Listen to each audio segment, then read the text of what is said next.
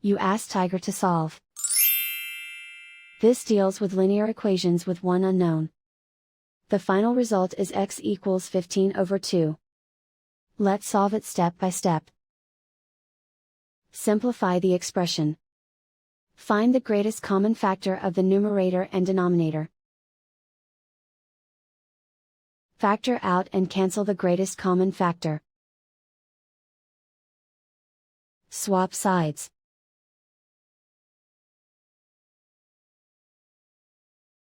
Isolate the x.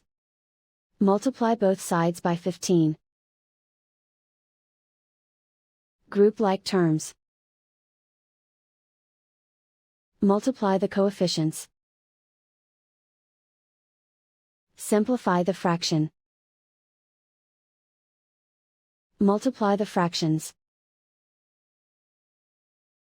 Simplify the arithmetic.